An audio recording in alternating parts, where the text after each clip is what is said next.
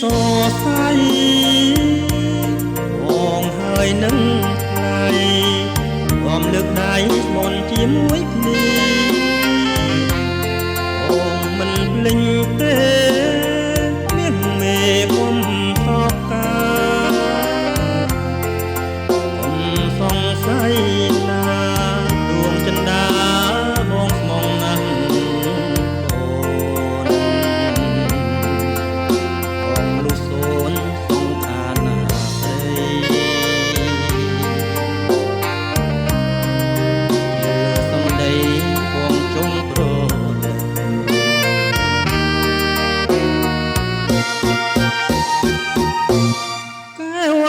ជុំព្រួយទៅ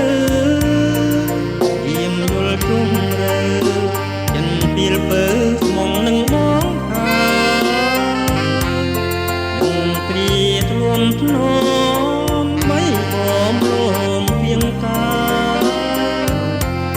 ហើយមិនគួរឡើយមិនបានរស់នៅជាមួយ